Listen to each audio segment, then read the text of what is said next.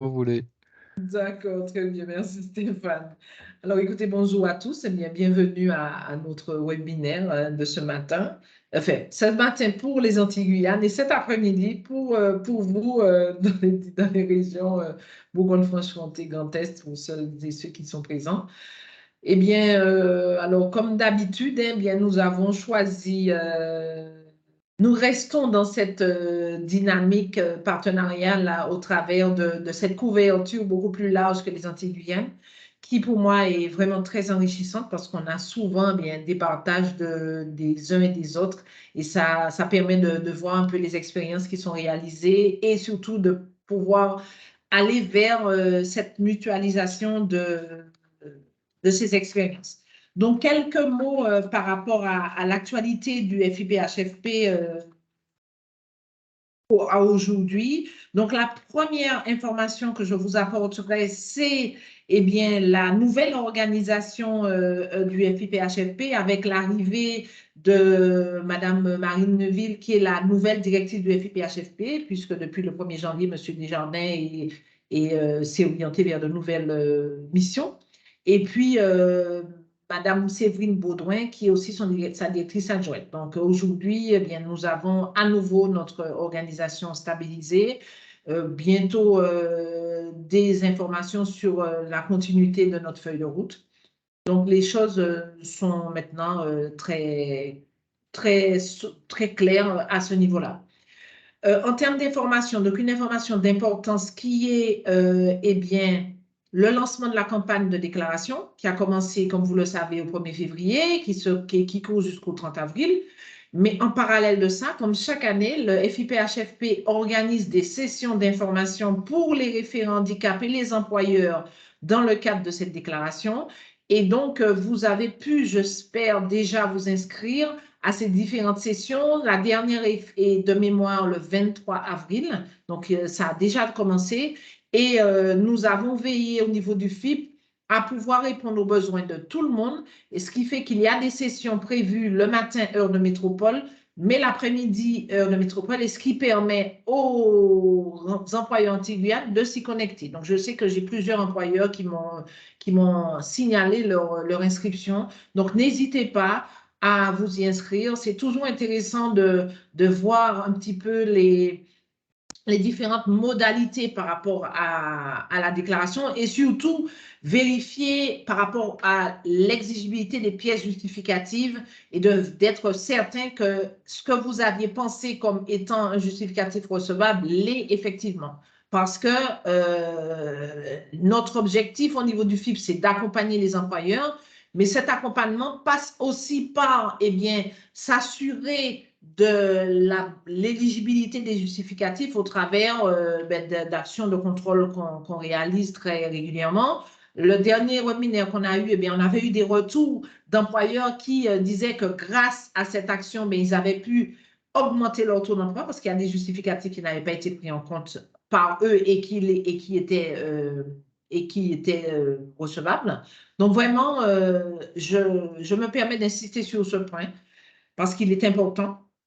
Nous avons aussi un événement bien, qui est très, très proche, qui est bien, samedi, puisque samedi, nous sommes le 11 février, et que donc, du coup, bien, le 11 février marque la date anniversaire de la loi du 11 février 2005 qui a institué la mise en place du FIPHFP. Et à ce titre, le ministère a souhaité couvrir toutes les régions avec des événements. Et pour nos régions Antilles-Guyane, en tous les cas, un événement en Guyane qui est prévu demain et également en Guadeloupe. Donc, sur toutes les régions, je sais que mes collègues ont fait des retours. Donc, je pense que dans vos régions, il y a aussi des actions, donc soit demain, le 10 ou encore le 11. Ensuite, une autre information aussi qui est proche, elle se tient le 27 et 28 mars, c'est l'université du réseau des référents handicap qui se tient cette année à Bordeaux avec plusieurs ateliers, comme un atelier sur référent handicap convaincre à l'oral, un atelier sur l'accompagnement des personnes en situation de handicap invisible, Et deux autres ateliers auxquels je participe, la reconversion d'une personne orientée du secteur privé vers la fonction publique, c'est possible. Et puis, un deuxième atelier sur l'usure professionnelle et la fin de carrière, quel levier pour accompagner les agents en situation de handicap. Donc, le nombre de participants est quand même défini et limité, mais il y aura un enregistrement de ces différents ateliers et qui pourront donc être mis à votre disposition si les thématiques vous intéressent.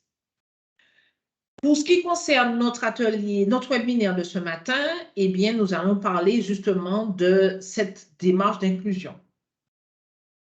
Comment préparer les agents à l'inclusion des personnes en situation de handicap? Alors, qui dit inclusion dit en parallèle démarche inclusive. Je pense qu'il est important de parler de cette démarche inclusive, c'est-à-dire qui va concerner la personne en situation de handicap, mais qui va concerner aussi son environnement de travail, donc tout le collectif du travail. Et pour cela, eh bien, nous mettons des dispositifs qui vont vous être présentés par Stéphane Guénaud et qui vont aussi venir de vous parce que nous sommes dans un inter-échange, donc des retours d'expérience par rapport à cela. Et du coup, la démarche inclusive, selon moi, elle s'inscrit selon différents strates. Le premier, c'est vraiment la personne qui doit être au centre de cette démarche inclusive. La personne en situation de handicap qui doit être accompagnée, mais qui doit être acteur aussi de son entrée dans le monde du travail ou de son maintien dans le monde du travail. Le collectif de travail qui va mettre en place des solutions pour pallier à la déficience, mais il est aussi important qu'on prenne en compte la différence, mais qu'on porte aussi essentiellement notre attention sur les compétences. Parce que la personne a une déficience, on y pallie et elle peut mettre à disposition de son établissement et de ses missions ses compétences. Et que quand bien même on est dans une dynamique de reclassement, de reconversion professionnelle, cette reconversion professionnelle passe d'abord par le point de se demander quelles sont les compétences restantes et qui pourront être utilisées dans le cadre de cette inclusion au travers de ce reclassement, de cette reconversion professionnelle. Donc, pour moi, c'est fondamental justement de rentrer dans une démarche de préparation à cette étape d'inclusion. Parce que si on va directement et qu'on ne passe pas par ces différentes étapes, quand bien même on aura pallié à la compensation, eh bien, on peut avoir le risque d'une inclusion moins bien réussie que si on mettait en place toutes ces étapes. Et c'est l'objet de notre échange de ce matin que va vous présenter Stéphane Guénaud et que les différents intervenants en termes de retour d'expérience vont vous apporter. Et vous-même aussi, nous sommes vraiment à votre écoute et nous sommes aussi en attente de vos retours et de vos retours d'expérience et aussi de vos interrogations pour y répondre. Donc, voilà ce que je voulais dire en préambule. Merci Nadine. Donc, comment préparer les agents à l'inclusion des personnes en situation de handicap, de handicap. On aurait pu également comment faire en sorte d'intégrer l'inclusion dans la culture de l'établissement, de la structure, hein, parce qu'en fait, c'est de ça qu'il s'agit, c'est de faire en sorte que le fait de travailler avec une personne en situation de handicap et le fait de mettre en place des solutions concrètes de compensation pour que la personne puisse travailler dans le collectif de travail à la hauteur de ce qu'elle peut apporter, et bien que ça soit complètement naturel. En fait, c'est vers ça qu'on avance. On voit bien qu'on n'y est pas encore. Hein, et d'où justement l'importance de mener un certain nombre d'actions qu'on va appeler de communication. On va voir qu'il y a différents types d'actions qui peuvent être menées. Et puis, il y a différents outils qui sont différents événements, quelque part, qui sont à votre disposition. Donc, juste avant de démarrer vraiment dans dans le technico-technique, ce que je vous propose, c'est juste de prendre un petit peu de recul et de situer notre sujet par rapport à ce qu'est une politique handicap dans un établissement public. Donc, on a différents objectifs d'une politique handicap. Eh bien, le premier objectif, c'est de convaincre les agents de compenser le handicap plutôt que de le subir. Qu'on dit convaincre les agents, c'est pour eux-mêmes, mais également vis-à-vis de leurs collègues, vis-à-vis des personnes qui peuvent être encadrées par les managers. Et puis après, effectivement, on va retrouver les objectifs classiques de traitement des situations de situations individuelles, de lutte contre l'absentéisme, d'amélioration des conditions de travail, etc. Euh, on avait présenté il y a bientôt 2 ans on avait appelé ça les 4 piliers. Bon, les piliers, c'est un peu connoté, donc j'ai appelé les 4 actions structurantes d'une politique handicap, celles qui sont vraiment incontournables. Donc, se doter d'un référent handicap, bah, vous êtes au courant, hein, vous êtes plusieurs référents, on a de nombreux référents handicap avec nous aujourd'hui. Sensibiliser les agents sur la compensation du handicap au travail. Donc, on voit on est vraiment sur un des sujets importants de la politique handicap. Et on avait ensuite l'organisation des traitements, du traitement des situations individuelles. Et enfin, désigner une instance de pilotage qui pouvait être dédiée ou qui pouvait être le CSE hein, qui s'est mis en place. Hein, l'idée, c'est de faire en sorte que cette politique handicap, elle ne vive pas vraiment de manière complètement isolée, mais qu'elle fasse pleinement partie de la vie de la structure.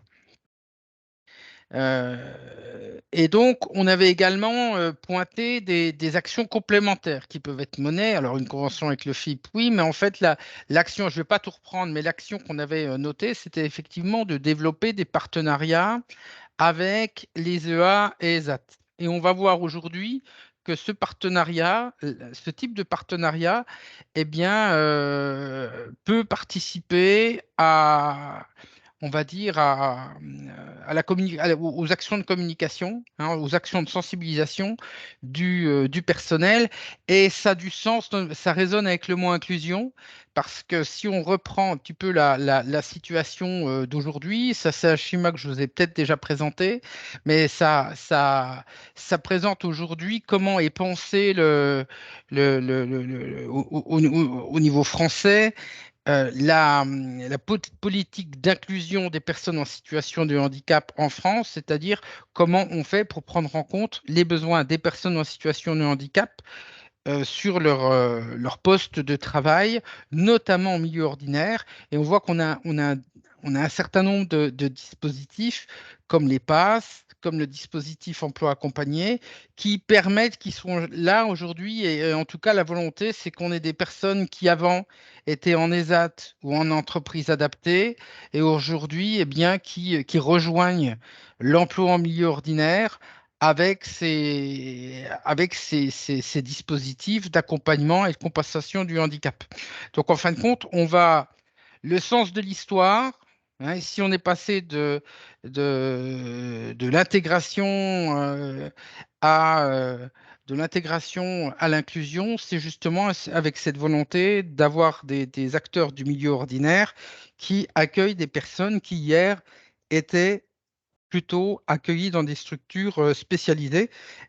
Mais l'État, pour rendre tout cela réaliste, eh bien, avec les partenaires que sont le FIP et la GFIP, ont développé, et puis l'ARS, enfin ces services, ont développé des solutions de compensation qui permettent ces insertions en milieu ordinaire possibles, notamment donc les PAS, c'était les prestations d'appui spécifiques que vous connaissez, on en parle régulièrement. Et puis on a déjà présenté le dispositif emploi accompagné qui apporte un accompagnement sans limite de temps, renforcé aussi bien dans la dimension, un accompagnement sur la dimension professionnelle que sur la vie personnelle. Voilà.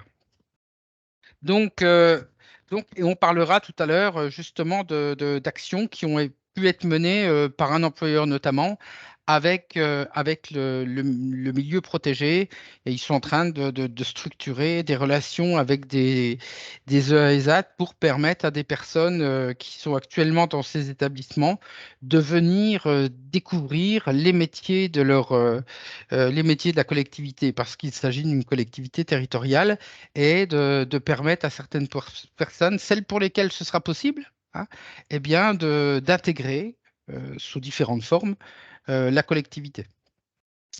Donc, on a parlé de communication. Donc, aujourd'hui, on va voir les différentes actions de communication, les actions partenariales avec les EASAT.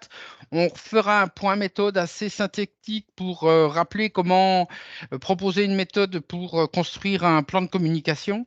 Et puis, nous arriverons à la conclusion de notre webinaire.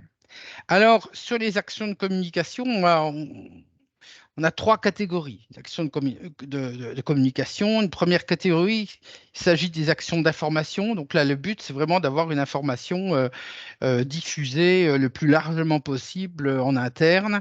On ne demande pas aux personnes d'être actrices, hein. Elles reçoivent l'information. On espère qu'elles vont la lire ou qu'elles vont regarder le support vidéo. En tout cas, qu'elles vont y consacrer un minimum de temps. Mais il n'y a pas forcément d'autres interactions avec d'autres personnes et on ne leur demande pas un engagement. On va avoir une deuxième catégorie, c'est des actions de communication dans lesquelles on va demander aux personnes de participer. Donc, on va voir, on peut avoir certains ateliers, on peut avoir des actions dans lesquelles on peut rentrer dans certaines actions de formation, pourquoi pas. Et puis ensuite, on va avoir des des actions de communication dans lesquelles eh bien, les personnes vont devoir être impliquées, hein. Et on va voir qu'il y en existe un certain nombre. On peut imaginer, par exemple, quand on accueille une personne dans le cadre d'une journée comme le Duo Day, faut bien s'impliquer. Il faut recevoir la personne, va falloir lui expliquer, va falloir la prendre en charge sur une journée, une demi-journée. C'est quand même autre chose que de lire une plaquette ou que de regarder une vidéo. Donc, ce que je vous propose, c'est qu'on va parcourir les différents outils de communication qui répondent, qui rentrent dans ces trois catégories de communication. Et puis, effectivement, comme disait Nadine Monbrun, moi, je vous propose qu'on ait un webinaire qui soit particulièrement participatif. Alors, il y a déjà des employeurs qui interviendront pour partager leurs expériences, mais je pense que les uns et les autres, vous avez également des expériences alors, soit positives, soit négatives, hein, parce que si certains pensent avec le recul, peut-être ne pas avoir utilisé certains outils comme il aurait fallu et qu'ils ont tiré quelques enseignements de leurs expériences, c'est aussi intéressant parce que ça permettra à chacun d'éviter de tomber dans le même travers. Donc, ce que je vous invite là, alors pour l'instant, on a fermé les micros de tout le monde parce que ça permet de faire le webinaire dans de bonnes conditions. Vous savez que vous avez possibilité de cliquer pour lever la main, hein. En haut, vous avez levé la main. J'essaierai d'être attentif, hein, puis Nadine m'aidera un peu si j'en oublie une, parce que des fois, j'ai du mal de faire deux choses à la fois. Et donc, comme ça, on vous ouvrira le micro et vous pourrez apporter votre témoignage. Donc, on va commencer par les outils vraiment communication sur l'information. On va trouver les livrets d'accueil. Ça, je n'ai pas forcément d'exemple là-dessus. On va trouver des panneaux d'affichage, dans les lieux de passage, des flyers, des quiz, des mailings. Vous avez votre site intranet sur lequel vous pouvez donner des informations assez précises. Vous avez des newsletters.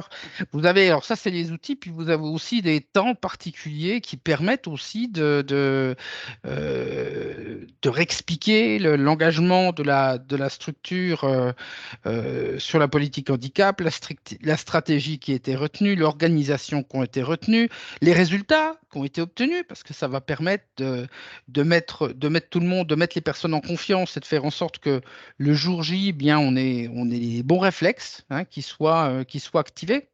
Donc, effectivement, assemblée générale, comité de direction, réunion de service, etc.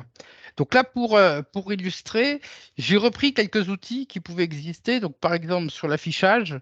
Alors, Comme d'habitude, vous retrouverez le support et vous aurez le lien qui vous permet de retrouver toutes ces ressources, hein. Donc, pas de panique, il y a pas mal de ressources qui seront directement cliquables depuis le support, donc ce sera assez fonctionnel.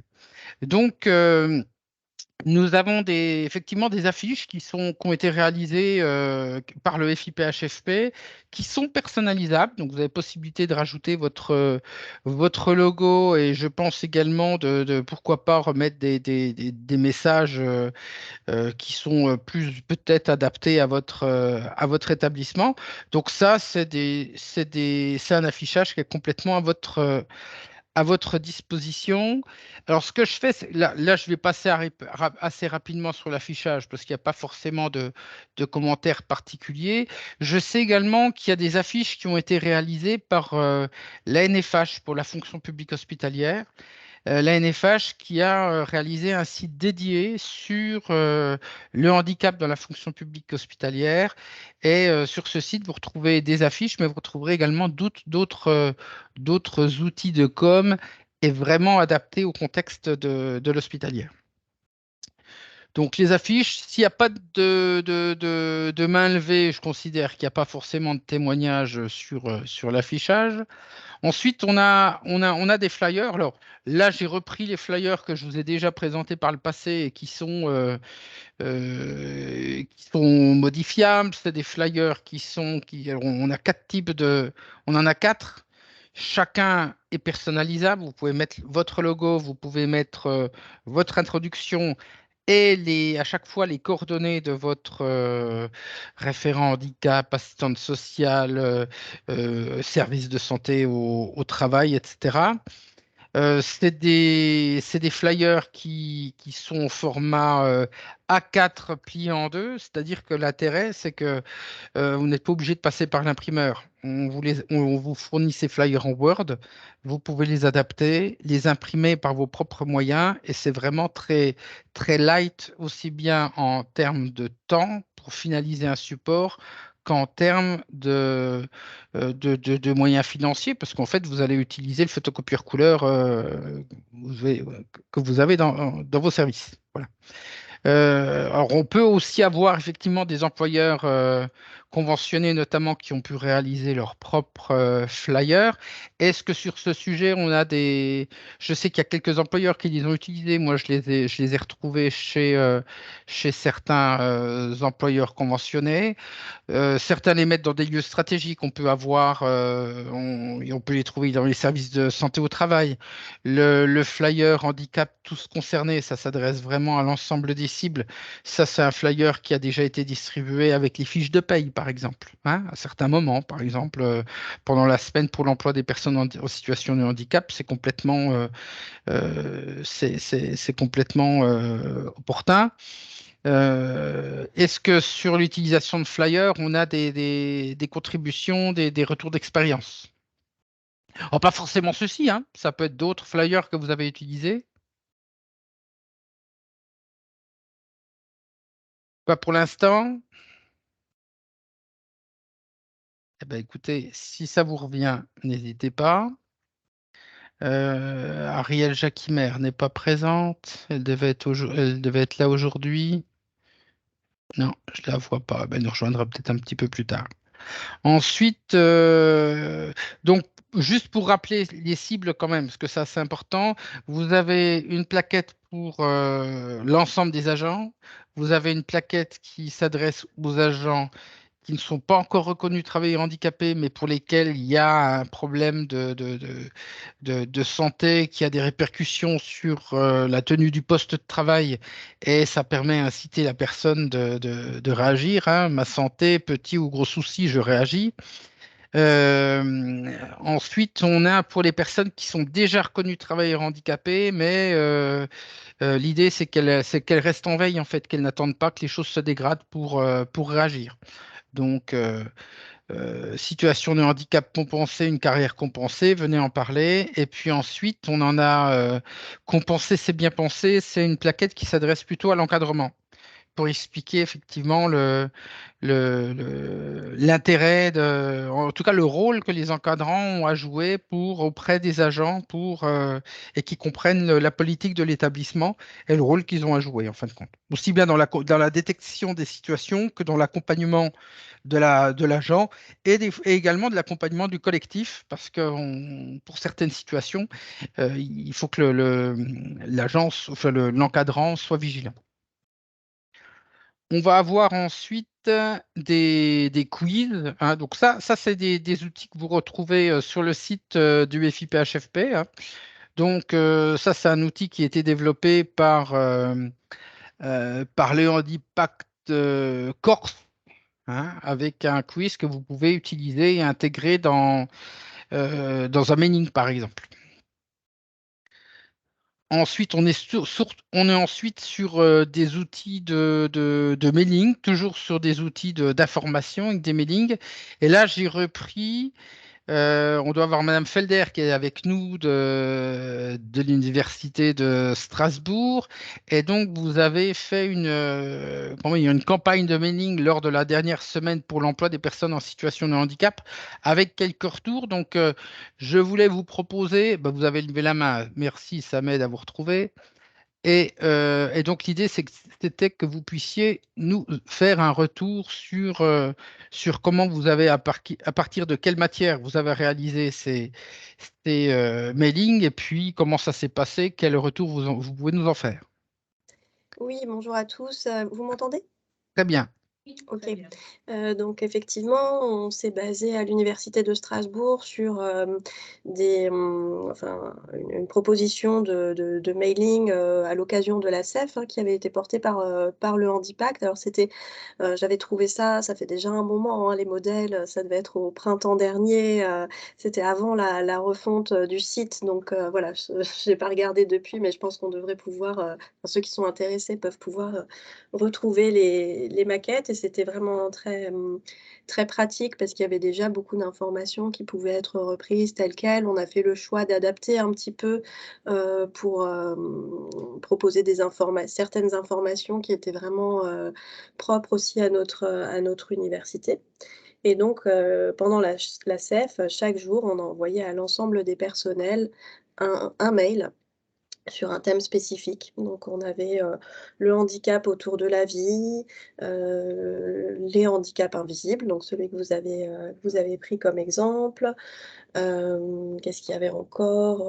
Handicap, psychique, handicap et discrimination et puis, le dernier jour, c'était un mailing un petit peu plus précis sur ce qu'on fait, à l'université de Strasbourg autour du handicap, donc avec des chiffres, avec des exemples d'actions concrètes et cetera et ça a vraiment bien fonctionné, ça permet de toucher l'ensemble des personnels de l'université, à dose, homéopathique. Enfin voilà, c'était pas très coûteux pour eux pour les personnes d'avoir ces petites informations-là.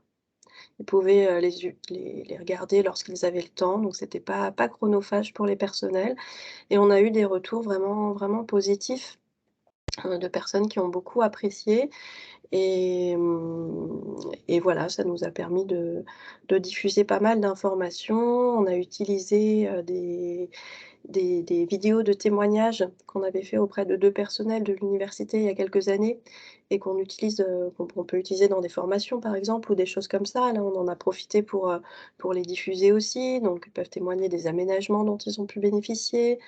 Sur une des journées, on a mis en ligne enfin à travers le mailing, un quiz aussi qu'on avait trouvé, sur le site du Handipact, donc c'était vraiment très facile à réaliser et puis des retours, effectivement positifs et on a pu observer, donc maintenant qu'on est à la fin de l'année 2000, enfin voilà, début 2023, on a pu observer concrètement que, en 2022, donc il y a 21 personnes qui étaient déjà en poste, à l'université qui se sont déclarées qui se sont fait connaître comme étant en situation de handicap et sur ces 21 déclarations, il y a à peu près allez, un tiers qui s'est fait, en fin d'année, donc voire début 2023 et on pense qu'il y a un impact de la communication qu'on a faite pendant la CEF sur ces décisions. Ça a beaucoup rassuré, je pense, les personnes et puis, ça a donné de la visibilité aussi sur leurs interlocuteurs à l'université. Et vous disiez qu'il y a également, au-delà au-delà des reconnaissances, vous avez également des personnes qui rencontraient des difficultés, je crois me souvenir, qui sont approchées de vous pour que vous puissiez commencer à analyser leur situation et voir s'il y avait des besoins d'aménagement notamment. Oui, oui, oui, tout à fait. Alors, il y a des Hein. personnes qui ont pris rendez-vous, soit, auprès de moi, donc côté DRH, soit auprès du service de santé au travail, auprès des médecins du travail. Et donc je pense qu'effectivement ça ne s'arrête pas en effet, hein, à la transmission de la RQTH pour des gens qui l'auraient déjà, mais ça a permis aux personnes aussi de repenser leurs difficultés et puis peut-être de se dire: «Ah ben tiens, oui, moi ce que je vis au travail, peut-être qu'il y a une solution, peut-être que je suis pas seule dans cette situation et qu'on va pouvoir, m'aider à avancer» et donc ça voilà, chez les personnes, je pense que ça fait son chemin, toutes ces petites informations-là.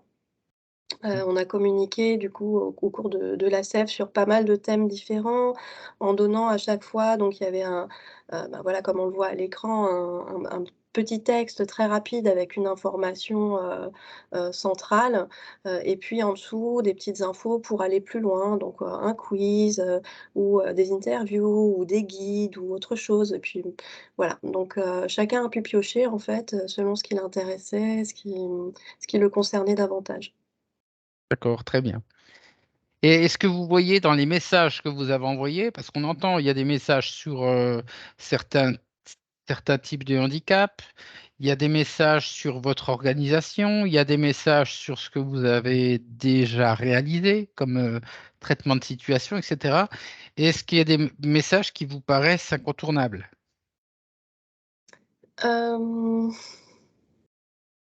Ou quels sont ceux qui sont les plus importants à vos yeux?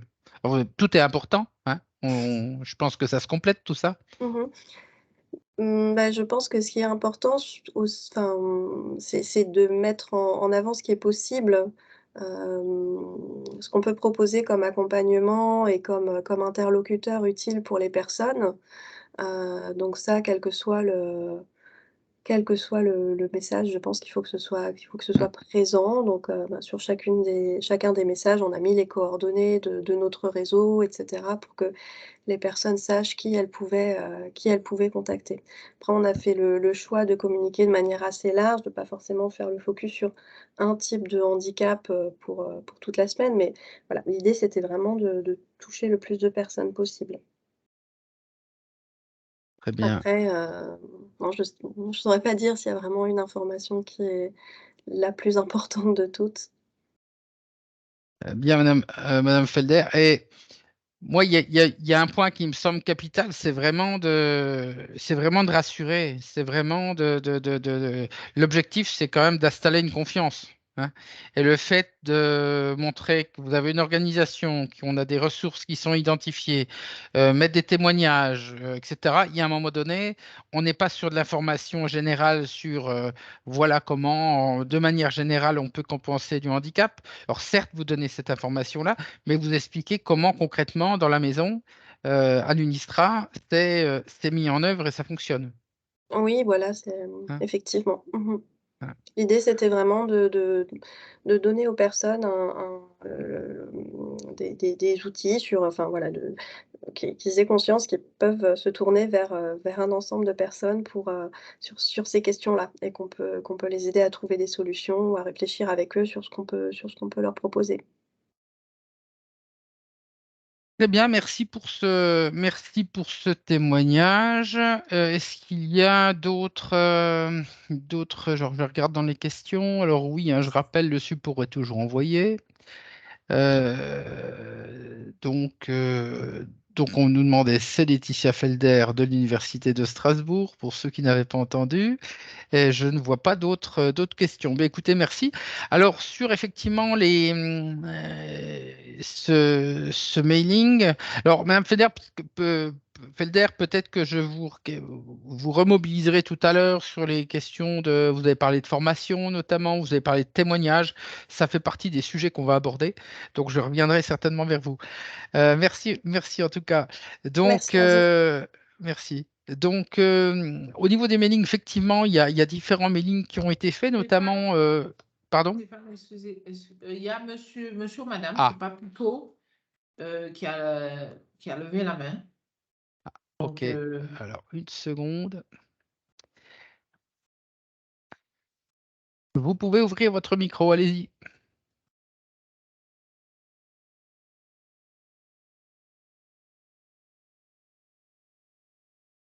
Monsieur ou Madame Picot, vous pouvez ouvrir votre micro et intervenir si vous le souhaitez. Il suffit de cliquer sur votre micro en haut.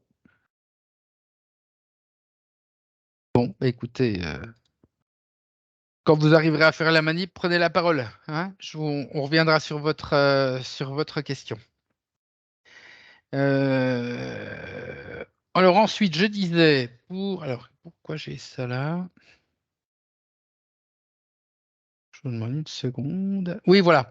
Donc, vous avez effectivement des mailings qui sont prêts, qui sont personnalisables, hein. Euh, Tous ces documents sont rangés dans la valise de la semaine pour l'emploi des personnes en situation de handicap. Alors, c'est là qu'on a rangé tous les outils de communication, mais ils peuvent être utilisés tout au long de l'année, évidemment, hein. Donc là, donc le lien vous sera également envoyé avec le support. Donc vous avez alors je vous ai mis vous avez comment dire un visuel, hein, sachant que c'est un document Word. Vous n'avez qu'à copier l'ensemble du message, vous le collez l'ensemble du document Word, vous le collez dans votre corps de mail, hein, vous ouvrez un mail, et puis ensuite vous allez pouvoir le personnaliser. L'introduction, on n'a pas pu personnaliser l'introduction, évidemment. Et puis ensuite, vous avez des vidéos qui sont intégrées. En fait, c'est des images avec des liens vidéo derrière. Et en général, il y a une vidéo principale avec un message fort. Et puis, pour aller plus loin, on a toujours des vidéos complémentaires. Donc, en fonction des besoins des personnes, bah, ça leur permet d'aller un petit peu plus loin. Et ensuite, il vous suffit de rajouter les coordonnées des différents acteurs. C'est ce que vous aviez fait, hein. Euh, Madame Felder, vous aviez rajouté les coordonnées des différents acteurs pour qu'ensuite les agents puissent prendre contact. Donc, en fait, effectivement, comme vous l'avez dit, c'était fait pour que ça vous prenne très peu de temps. Voilà. 95% du travail est fait. Il vous reste, bah, il faut quand même faire le mailing. Ça, on ne peut pas le faire à votre place. Et puis personnaliser un petit peu. Voilà le message. Alors, monsieur ou madame Picot, toujours pas de nouvelles. Mais écoutez, n'hésitez pas à revenir vers nous quand ce sera possible. Peut-être avez-vous posé une question dans la conversation? Je regarde. Je ne vois rien. Bon, bah, écoutez, on va continuer. Alors ensuite, après les mailings, vous avez donc on a vu là les actions d'information classiques. Ensuite, on va avoir des actions. La deuxième catégorie, c'est des actions de communication, mais qui demandent une participation un peu active de la personne.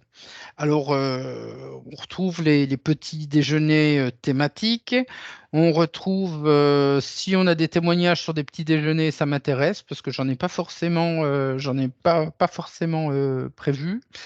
On a également des ateliers de mise en situation de handicap. Donc là, on a quelques photos d'ateliers qu'on a réalisés nous, hein, mais on n'est pas, on a des employeurs qui organisent eux-mêmes des ateliers de compensation, de mise en situation de handicap.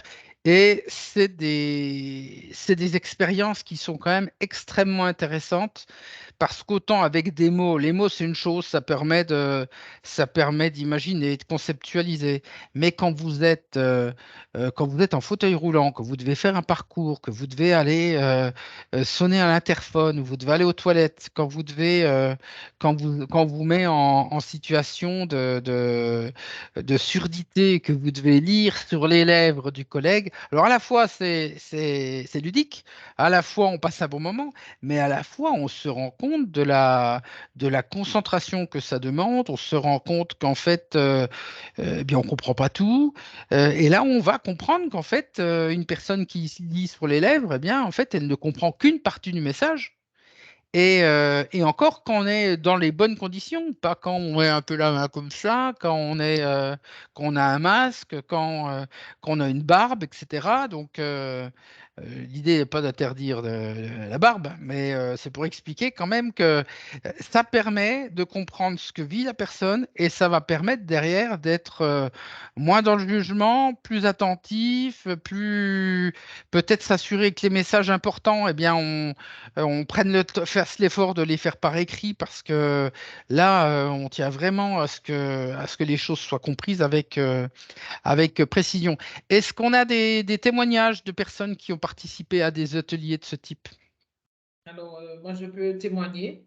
J'ai eu l'opportunité de participer à des ateliers où bien, on avait fait une marche à l'aveugle. Donc, j'avais le masque et puis il y avait quelqu'un qui servait de guide. Et c'est vrai que le ressenti a été une désorientation complète, où presque je ne savais plus distinguer ma gauche de ma droite. J'ai aussi participé à un atelier où c'était en déplacement dans un fauteuil, mais surtout aussi sortir du fauteuil, rentrer dans le véhicule, fermer le fauteuil, le ranger dans le véhicule et inversement.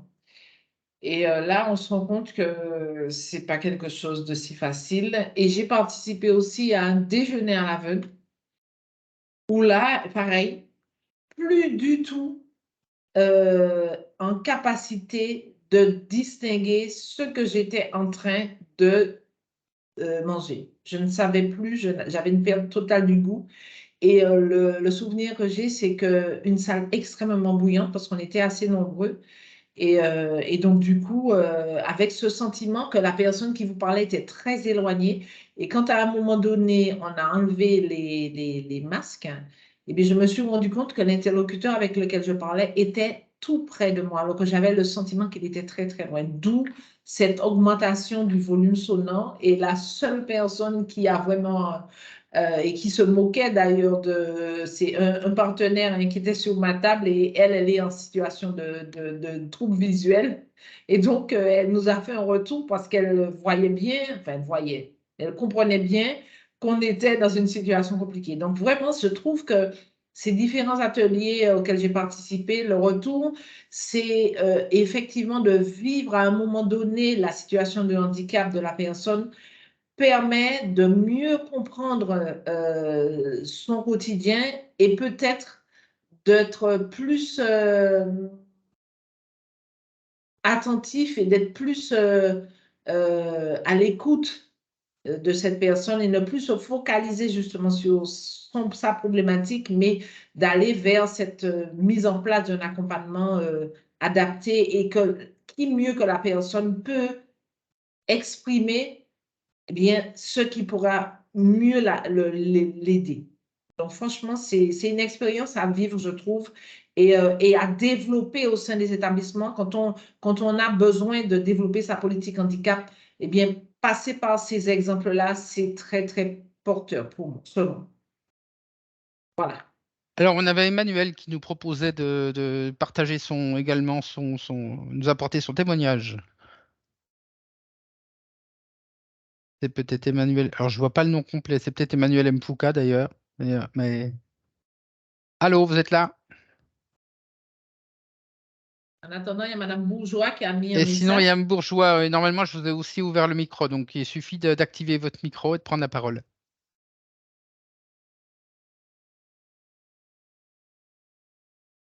Mesdames, je vous en prie. La première qui a activé son micro peut prendre la parole. Non? Bah alors. C'est pas possible, vous, Peut-être, ces femmes, peut-être. Ben non, d'activer. mais moi, je leur autorise l'ouverture du micro, mais après, je peux pas aller. Parce que Euh, Madame ah, Pouska, mais qu'elle peut pas, elle n'arrive pas à ouvrir son micro. ah. Voilà. Et Vous sinon, m'entendez? oui, Voilà, c'est Madame Oui, Bourgeois. c'est Madame Bourgeois. Une Bonjour, Madame Bourgeois. expérience dans une collectivité où le département, en fin de compte, massifiait un peu la connaissance du handicap auprès de l'ensemble des services. Donc il y avait des ateliers qui étaient organisés, plusieurs fois, dans plusieurs lieux, avec des simulations comme vous venez de le montrer, avec une déficience visuelle, auditive et puis, chacun pouvait y participer sur le temps de son travail. Donc c'est assez intéressant, c'était vraiment, ça a duré à peu près, je dirais bien 4 mois. D'accord, d'accord. Donc c'était pas, à l'occasion d'un événement particulier? Vous avez, Lié aux, comment? Aux aux Jeux paralympiques, d'accord, voilà, qui vont se dérouler dans différents sites de France et notamment le département s'était positionné pour être une, je ne vais pas dire une base arrière, mais un lieu de pratique de ces activités sportives. Donc d'accord, c'était vraiment, sensibiliser tous ces agents à chacun son handicap. d'accord, d'accord, intéressant. Mmh. Oui.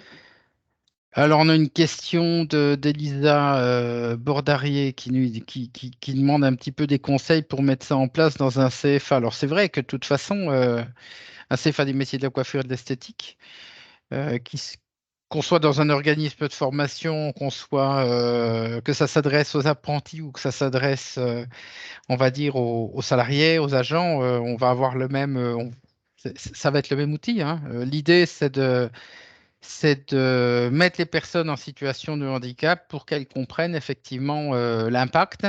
Et ensuite, on les amène sur découvrir le principe de compensation et comment ensuite la compensation se met en œuvre, si vous voulez, hein. Qu'elles comprennent qu'il y a des acteurs, que les employeurs ou que les acteurs de la formation peuvent mobiliser et qu'ensuite, il y a aussi des financements qui permettent de faire les choses. Donc, comme ça, elles ont comme ça déjà une compréhension de la nécessité de compenser. Et puis ensuite, elles savent qu'il y a quand même il y a des experts et des moyens pour rendre cela possible. Parce qu'on peut aussi, quand on n'a pas ces informations, se dire là, mais c'est bien beau la compensation, mais je suis dans une structure où je vois bien que on est plutôt attentif aux dépenses et je ne vois pas comment on pourrait utiliser des moyens importants pour moi, par exemple, hein. Voilà. Donc, alors après des ateliers, soit vous-même, vous intéressez à la question, vous imaginez des ateliers, vous achetez un petit peu de matériel, soit vous vous rapprochez d'organismes qui ont développé des ateliers et qui peuvent comment dire, intervenir en prestation. Voilà, c'est à peu près les deux méthodes que vous avez. Ou alors se rapprocher de certaines associations qui peuvent, à un moment donné, pour venir informer les publics. Donc, c'est des associations de personnes en situation de handicap qui peuvent Mhm. intervenir pour venir comme ça expliciter. Voilà. Ok. Et ensuite, on a des employeurs qui organisent avec des associations un temps, une demi-journée. Plusieurs associations viennent et présentent elles ont un stand et puis elles ont souvent des mises en situation. C'est à peu près les formats que j'ai pu repérer jusqu'à présent. Voilà pour les ateliers. On en a fait un c'était quand? C'était pendant la dernière semaine pour l'emploi des personnes handicapées dans le cadre du Handipact. Et c'était à la préfecture, c'était à Cité administrative Goujo à Strasbourg. Et en tout cas, il y a toujours des retours qui sont extrêmement positifs des participants. Ils sont toujours comme vos témoignages leur montaient, les personnes sont toujours fortement impressionnées par l'impact des situations de handicap. Et après, eh bien, en fait, sont intéressés par la notion de compensation et les expertises qui sont mobilisables, parce qu'elles ont bien vu la nécessité d'apporter des solutions concrètes, quoi, parce que sinon, elles imaginent que c'est extrêmement difficile de pouvoir travailler s'il y a pas de solution de compensation. Voilà. Donc, merci pour vos retours sur ces ateliers. Je ne vois plus de main levée, donc je passe. Alors, on a également des scénettes théâtrales qui peuvent être utilisées, hein. Donc, en fait, on a des compagnies un petit peu partout qui proposent des scénettes. Donc là, j'ai retrouvé, on retrouve des scénettes qui sont accessibles sur YouTube, hein. Donc, moi, je vous invite, il y en a plein. Donc là, je vous en ai mis une, c'est sur ce monsieur qui est au service RH vient proposer à une chef de service un apprenti en situation de handicap sur un poste administratif. Donc c'est un peu caricatural parce qu'au début, c'est pas un apprenti qu'ils veulent, puis c'est pas une personne handicapée non plus. Donc voilà.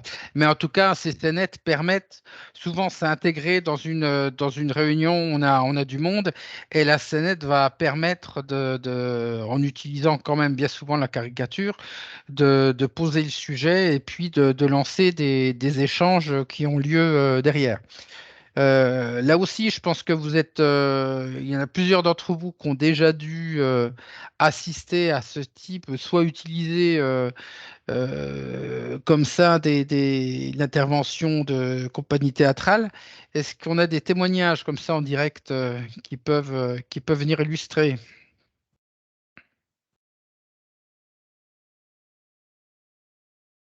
Madame Paul Parvenu, vous êtes vers nous?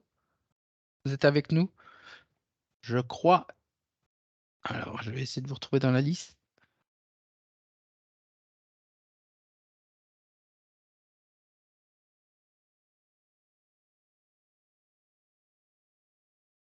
Madame Paul Parvenu, il me semble que vous avez assisté à ce type de...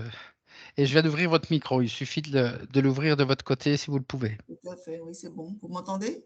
Oui, très bien. Oui, parfait. Alors, pour répondre à votre interrogation, c'est vrai qu'on a eu l'occasion, pas plus tard que le 31, d'expérimenter cette scénette. Alors, c'était avec un groupe local et qui mettait effectivement en musique des postures qu'on peut avoir. Alors, c'est vrai que c'était peut-être caricatural, mais ça a effectivement suscité l'attention et développé peut-être une attention beaucoup plus bienveillante vis-à-vis de nos collègues ou amis, puisque le handicap, il se retrouve un petit peu partout dans les cercles qui nous entourent. Et c'est vrai que ça a un côté très percutant, parce qu'effectivement, c'est déjà bien joué, mais c'est également, ça pousse un peu chacun à se projeter et à se réinterroger sur certaines attitudes qu'on peut avoir spontanément ou culturellement parlant. Et donc, un bon écho et une belle satisfaction de l'Assemblée. Et vous pouvez nous dire un petit peu plus sur le cadre, dans quel cadre vous avez organisé ça, comment ça s'est... pour qu'on se projette, qu'on imagine comment on pourrait utiliser ce type de moyen? Alors, c'était une action menée par un Cariforef pour rendre un petit peu plus la formation professionnelle accessible à tous. Mmh. Une formation qui se veut plus inclusive pour des raisons d'orientation gouvernementale et puis par rapport à des politiques handicap de chacun. Et nous avions en assemblée des organismes de formation, mais pas que, des DRH, des associations. Et c'était dans ce cadre-là, c'était effectivement se mettre en situation, notamment par exemple avec Pôle emploi, mais ça pourrait être avec quelqu'un d'autre, montrer un petit peu comment on peut avoir des réactions pas forcément appropriées, pas forcément bienveillantes. Et du coup, on remet en question des pratiques et surtout on les revisite pour qu'elles soient plus conformes au principe d'être inclusif. Très bien, merci, merci. Et Est-ce qu'il y a d'autres... Je rajouterais, Stéphane, par rapport au propos d'Isabelle Paul Parvenu, c'est que ça a permis aussi de mettre en exergue la nécessité de réaliser des adaptations du poste de travail par rapport à ces scénettes. Parce que d'emblée, la réaction était plutôt une réaction initiale de non-acceptation de la personne, mais en faisant intervenir un tiers extérieur et en répondant, en palliant aux problématiques de vie collective, eh bien, on favorisait l'inclusion de la personne. Ok, j'ai en tête un conseil départemental qui avait utilisé alors effectivement souvent ces scénettes on les utilise avec une réunion plénière avec du monde, hein, parce que c'est vrai qu'il y a un coût, donc il faut aussi amortir le coût on essaye de faire en sorte qu'il y ait le maximum d'agents qui soient présents. Ça peut être fait lors d'une assemblée générale, ça peut être fait lors d'un.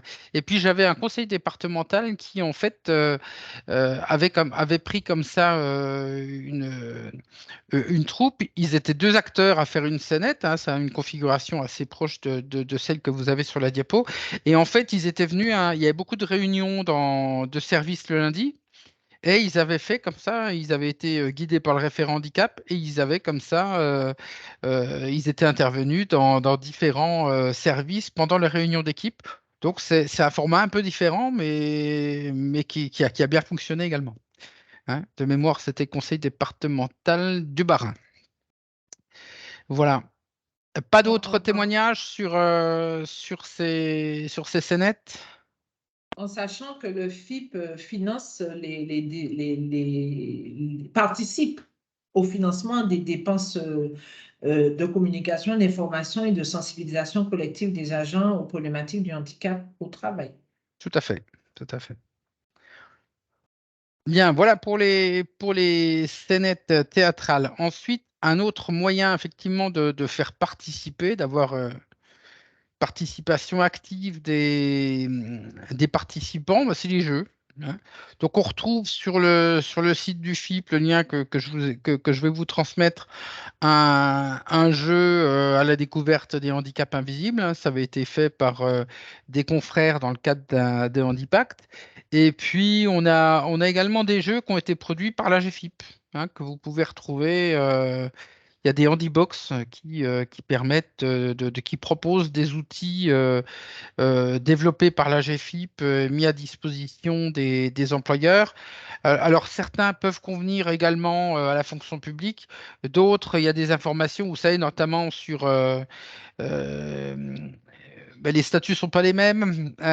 Donc, sur des questions de maintien dans l'emploi, par exemple, ça va être difficile d'avoir le même discours parce qu'en fin de compte, les parcours des agents et des salariés ne sont pas les mêmes. Les acteurs sont sensiblement différents.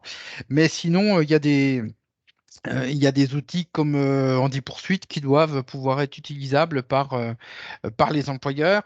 Et puis, à noter également, alors ça, c'est une société privée, qui s'est spécialisée sur la production de jeux autour du handicap. Il y a des jeux de cartes, il y a des jeux de loi. Vous voyez, je vois on voit différents jeux. Donc, Google est votre ami pour trouver leur site internet.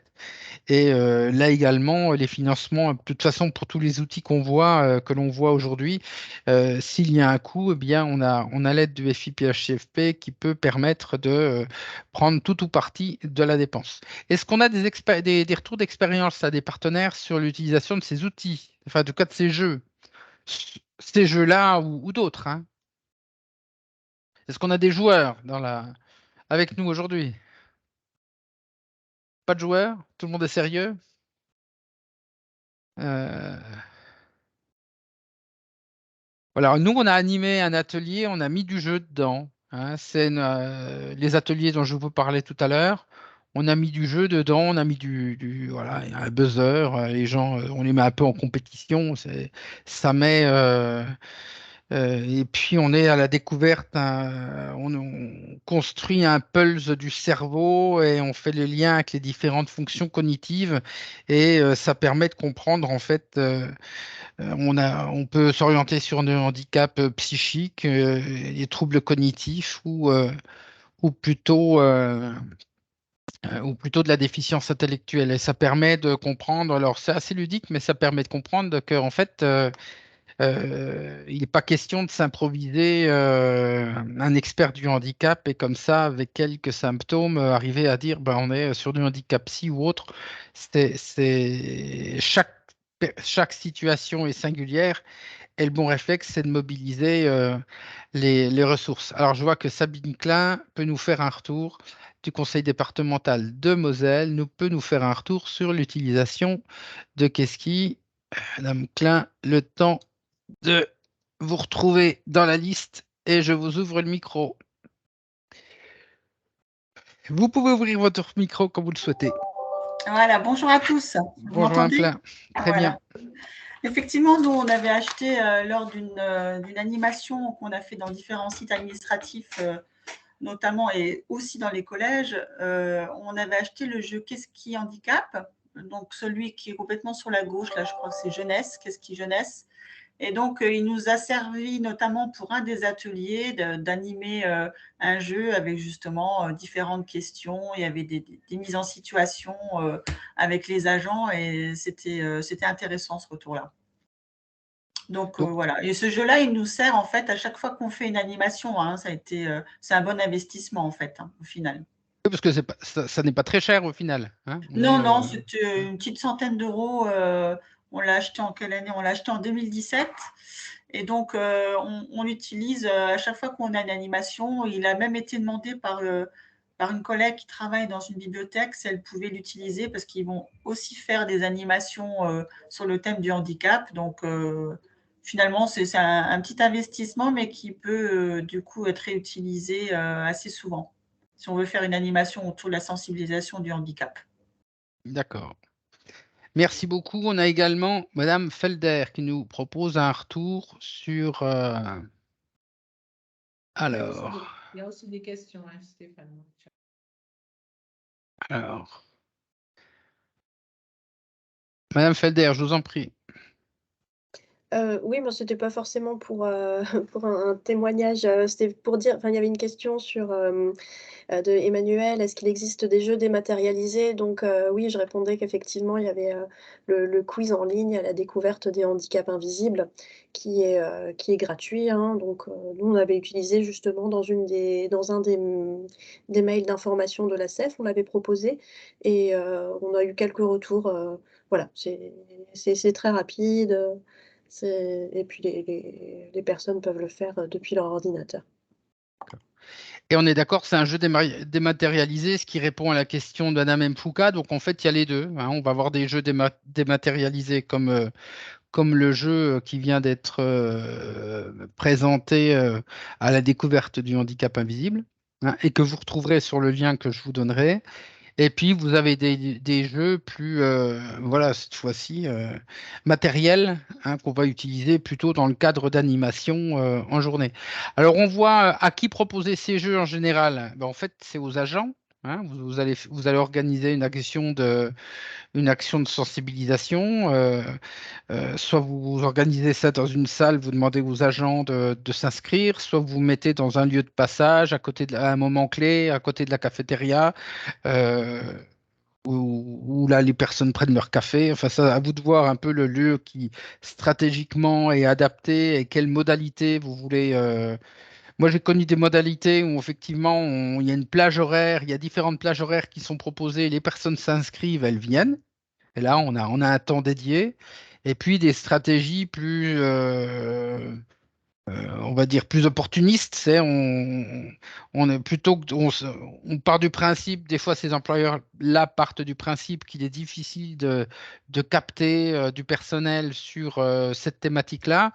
Et ils ont plutôt envie d'aller à leur rencontre, donc ils se positionnent dans un lieu de passage. Voilà. Mais l'un n'empêche pas l'autre. Hein. On peut très bien avoir des agents qui souhaitent prendre le temps, et là, on peut avoir une action plus complète. Et puis, c'est vrai, pourquoi pas aller à la rencontre d'agents qui ne s'inscriraient pas à ce type d'atelier, de les capter comme ça et d'échanger un peu avec eux à travers une mise en situation, parce que là, ils n'auront pas beaucoup de temps, ils ne vont pas pouvoir passer 1 heure et demie avec vous. Donc, en 10 minutes, ça permet quand même d'avoir une expérience et quand même de repartir avec de l'info et d'avoir appris quelque chose. Donc, les deux sont complémentaires, hein, j'ai envie de dire. Ensuite, qu'est-ce que j'ai comme question? Ben voilà, je crois qu'on a... Comment avoir les dispositifs de simulation de handicap? Ben nous, pour avoir développé des ateliers, pour chaque type de handicap, on a réfléchi, hein, on les a. Alors pour certains handicaps, c'est plus facile que d'autres. Pour le handicap visuel, par exemple, vous trouvez il y a un fournisseur allemand qui propose des mallettes avec, vous avez une douzaine, je crois, de 8 ou 12, je ne sais plus, lunettes qui présentent différents types de handicap visuel. Donc, ça, vous allez voir ce que c'est qu'un glaucome central. Vous allez voir ce que c'est. Enfin, on a différents types de. Donc, on chausse les lunettes. On demande aux personnes on leur demande toujours quelque chose, toujours de faire quelque chose. Donc, on a fait. Ils ont des documents à lire bah, sur le handicap visuel, hein, pour le coup. Et puis, ils sont avec leurs lunettes, ils sont en difficulté, puis ils disent, bah, dis donc, c'est pas évident. Pour la déficience visuelle, on a acheté une canne blanche, un masque, et puis on a acheté, vous savez que vous allez dans les supermarchés, enfin un petit peu partout maintenant, vous avez des rails blancs, vous avez des plaques avec des petites bosses. Donc on s'est équipé de ce type d'équipement qu'on ne colle pas par terre, évidemment, hein. Et comme ça permet à une personne de se déplacer comme ça dans la salle en situation de cécité, hein, de comprendre l'intérêt d'avoir ces équipements qui vont améliorer l'accessibilité pour les personnes déficientes visuelles. Et puis, donc voilà comment on a fait. Pour la déficience auditive, ben voilà, on les a équipés, on a fait en sorte de mettre c'est pas si évident que ça, mais de mettre en situation de surdité les personnes, qu'elles puissent lire sur les lèvres. On a également mis un simulateur d'acouphènes. Pareil, on leur fait faire des choses pour qu'elles se rendent compte que, en fait, elles sont gênées, quoi. Elles sont vraiment gênées dans ce qu'elles ont à faire. On l'avait fait quand on a fait nos rencontres dans Martinique, en Guadeloupe. J'avais mis des personnes en situation de handicap auditif, visuel. J'ai même mis des tocs, hein. Certains avaient des tocs, ils devaient aller se laver les mains à chaque fois qu'ils touchaient quelque chose, etc. Donc on avait, alors ça c'était pendant l'accueil café par exemple. Ça c'était pendant l'accueil café et ça permet, alors c'est ludique, hein, mais n'empêche que j'ai des personnes qui revenaient en me disant là c'est horrible, je suis content que ça s'arrête quoi. Mais cette sensibilisation là que sur handicap à l'occasion d'un accueil café, eh ben, ça laissait des traces. Enfin, ça laissait pas des séquelles, hein. En tout cas, il y avait une prise, il s'était passé quelque chose pour les participants. Attendez, je le vois qui pose. Ok, bah, merci pour les précisions autour du jeu de la GFIP, hein. Je vois il y a quelqu'un qui connaissait ce jeu. Je vous propose de poursuivre. On a ensuite les escape games. Alors, j'ai vu qu'il existait, je l'ai pas forcément expérimenté, mais il y a un escape game qui a effectivement été développé en région Grand Est qui a déjà un petit peu tourné. Donc, on aura je crois qu'il y a l'association Phare, les Papillons Blancs qui ont été à l'origine et peut-être d'autres. Donc, vous avez une présentation. Là, je vous ai mis, vous avez des liens sur les vidéos YouTube qui présentent cet escape game. C'est celui qui est sur la gauche. Et à droite, c'est un escape game qui était développé par l'entreprise Vinci. Donc, on voit comment ils l'utilisent sur la question du maintien dans l'emploi. Donc, c'est ludique, mais n'empêche que, on amène les gens à réfléchir, à chercher des solutions de compensation, voilà. Et puis, en même temps, c'est assez sympa. On a des témoignages là sur l'escape game, en Grand Est notamment. Est-ce que vous pouvez lever la main, s'il vous plaît, pour ceux qui ont découvert? Pas d'expérience encore de escape game parmi les participants? Nadine? Non, pas encore? Non, non, mais j'ai vu Madame Felder a mis enigmatique, oui. Et puis monsieur ou madame, je sais pas, Ramani, qui a mis un lien sur Addict Town, un escape game pour prévenir D'accord. les addictions. Ce sont des jeux en ligne. Mais il y a pas d'autre chose. Il n'y a pas de témoignage particulier? Non, non, Non, non. moi, personnellement, voilà, je sais que ça existe, mais je n'y ai pas personnellement participé, donc je ne peux pas faire un retour. J'en avais vu un autre où c'était Alors, il y a différents types d'escape game, hein. Il y en a qui vont plutôt venir sur quasiment sur la fonction RH, quoi, hein, et voir comment on va identifier les situations de handicap, comment on va ensuite chercher à compenser le handicap, comment on va travailler avec les différents partenaires, on va mobiliser les bons moyens, etc. Donc c'est vrai qu'il y a une recherche, hein, quand même, à un moment donné, de recherche des acteurs, recherche des moyens. Et puis d'autres vont plutôt viser, ben, on voit là, hein, l'expérience, vous voyez,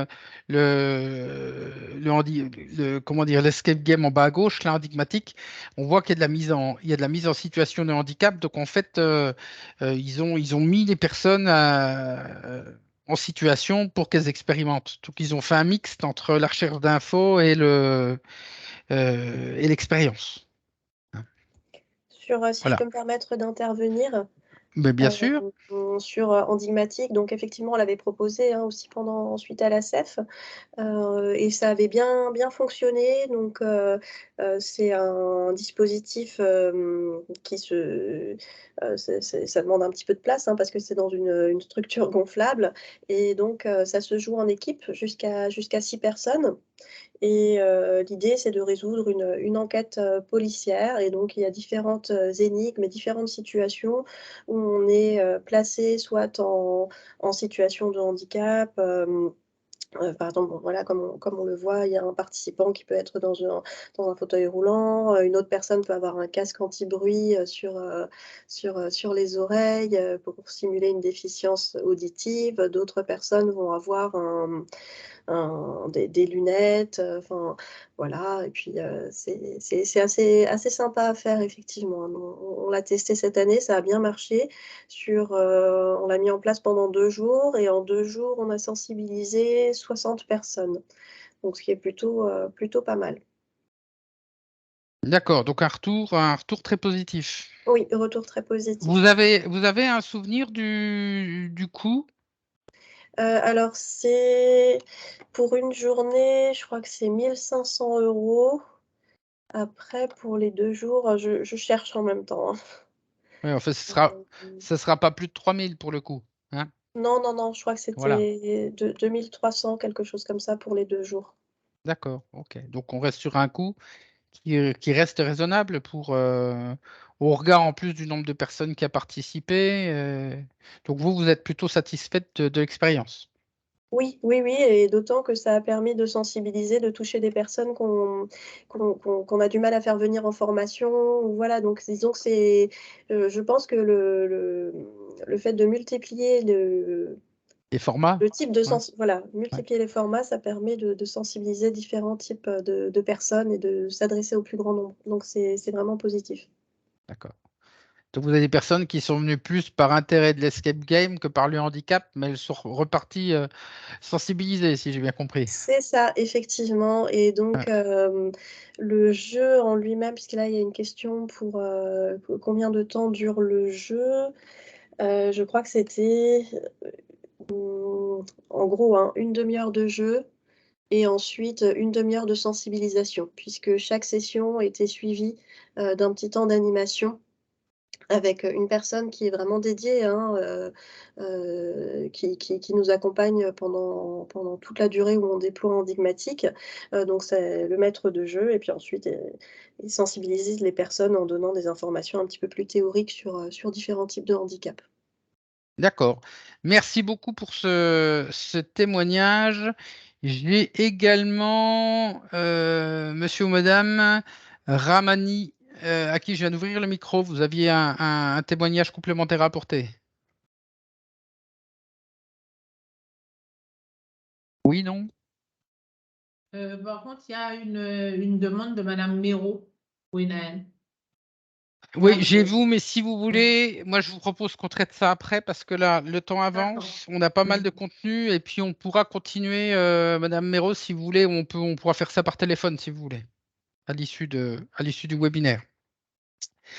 Merci pour ces retours, pour les webinaires. C'est vrai que c'est des outils qui sont assez, Bon, c'est pas tout nouveau, mais c'est assez récent quand même, au final. Et puis, donc, le fait d'en avoir sur le handicap, c'est plutôt intéressant. Et puis, je trouve que votre retour, c'est vrai qu'une des difficultés qu'on a quand on met en place des actions, c'était d'arriver à mobiliser sur le handicap. Je pense notamment qu'on veut mobiliser les encadrants.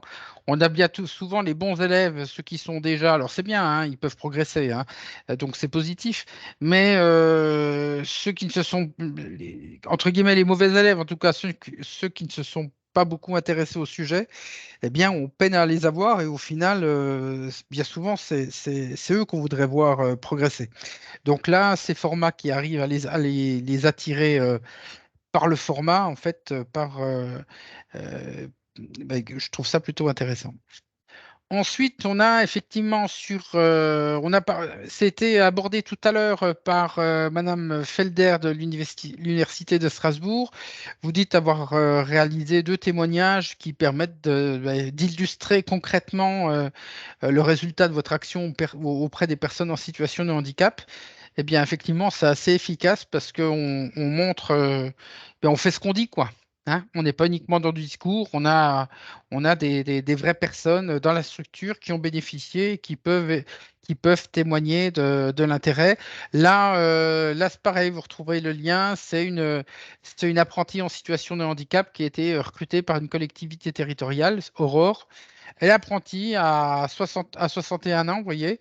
Et bah, quand vous la voyez, vous dites, moi, des apprentis comme ça, à la fois pour des demandeurs d'emploi en situation de handicap, ça montre que quel que soit l'âge, même si on est adulte, ben, on peut très bien aller en apprentissage et ça fonctionne. Et puis, je pense aussi que c'est un outil aussi de communication pour convaincre certains chefs de service de prendre des apprentis en situation de handicap. Donc, au-delà de l'implication d'Aurore dans la réalisation de la vidéo, il y a aussi l'exploitation qu'on peut en faire après. Donc, c'est assez intéressant. On a également sur les actions d'application, on va retrouver donc le fait de mettre en place des groupes de travail sur certaines thématiques. On peut avoir des groupes au niveau RH, au niveau de l'encadrement on rencontre une difficulté, où on veut améliorer l'accueil des personnes en situation de handicap, où on veut mieux communiquer, etc. Et ça va permettre en fait d'impliquer des personnes sur une thématique et de les faire réfléchir et de les impliquer sur le sujet. On a l'accueil dans le cadre du DOD. Donc là, on a Madame Paul Parvenu qui voulait nous apporter son témoignage. Est-ce que votre micro est toujours ouvert? Oui. Super, je vous écoute. Fait.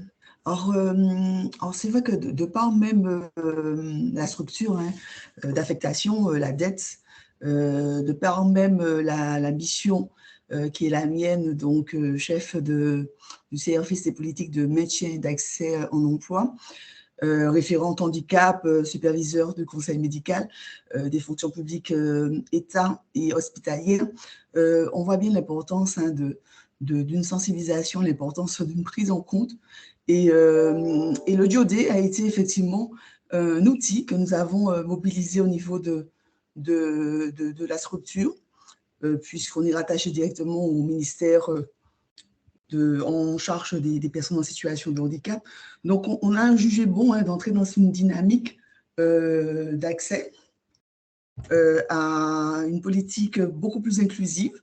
Donc, le 17 novembre 2022, à l'instar de l'année dernière, nous avons nous avons mis en place donc le DOD. Pourquoi nous avions donc 2 intentions partagées. C'était de faire découvrir des métiers au sein de la dette, mais également des compétences en interne, mais également des compétences des personnes en situation de handicap. Et puis, accompagner l'émergence d'une réelle politique handicap par une expérimentation, une sensibilisation du collectif, en formant un duo entre un professionnel et une personne en situation de handicap. Donc, pour ceux qui découvrent le dispositif, c'était donc le 17 et dans le cadre donc, de la semaine européenne des personnes en situation de handicap. Donc, on sait les enjeux de ce DOD pour la personne en situation de handicap, c'est travailler effectivement sur son projet professionnel, identifier des pistes, consolider des projets, aussi convaincre de futurs employeurs de leurs compétences et de l'intérêt de les avoir dans leur équipe. Et puis, effectivement, découvrir la fonction publique, donc la fonction publique d'État. Pour l'employeur, c'est vrai, je l'ai déjà mentionné, c'est l'idée d'entrer dans une dynamique de politique du handicap et surtout avoir cette volonté de sensibiliser et de faire héberger aussi de potentiels besoins au sein même du collectif des personnes qui se retrouveraient donc dans des situations compliquées liées à une maladie, à un handicap et qui ne souhaiteraient pas, faute d'informations, peur du regard, le faire savoir. Donc, pour nous, effectivement, ce DOD a commencé par la mobilisation de comités techniques composés donc de la référente com de la DETS, de certains volontaires et du référent.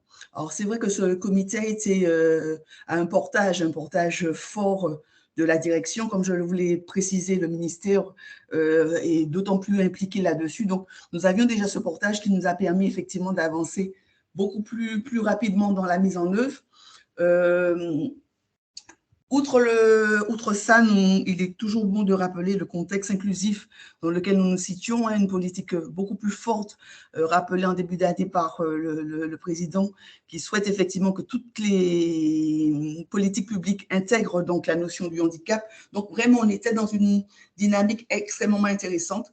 Mais avant tout, il est important de souligner l'importance de chercher des alliances en interne, donc de mobiliser les chefs de service qui sont déjà un peu plus sensibles à la cause, mobiliser le CODIR, mobiliser donc des collègues qu'on sait en situation de handicap. Donc cette fois-ci, on a même eu une qui s'est positionnée en tant que filleule.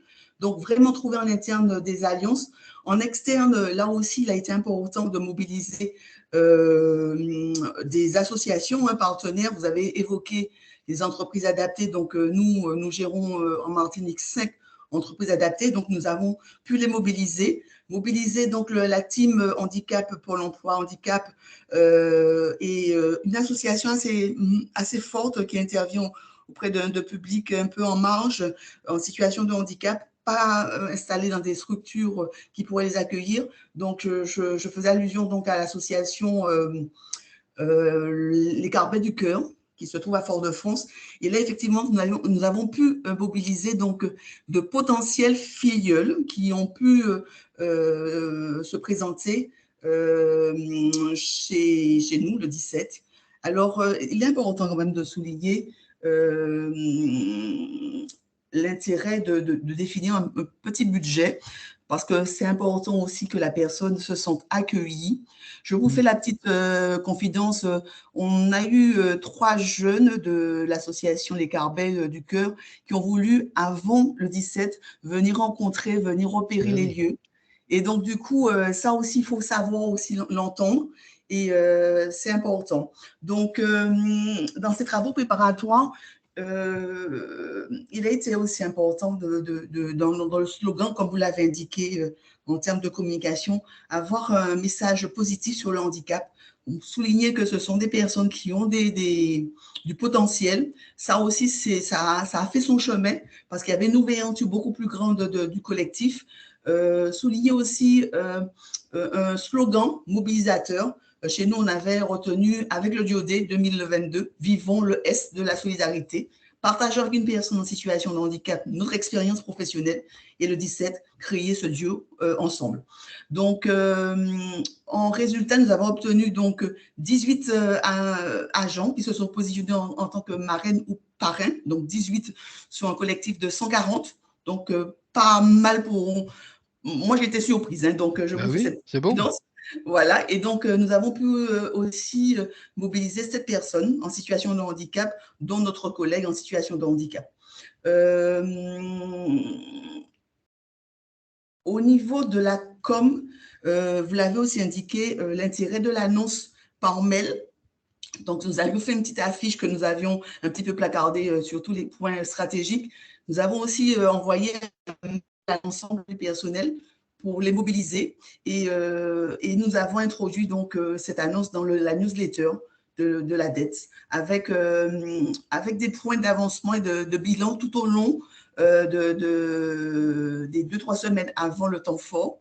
Et ça a permis effectivement, notamment dans la note du service, de mentionner les avancées en termes de recrutement. Et voilà.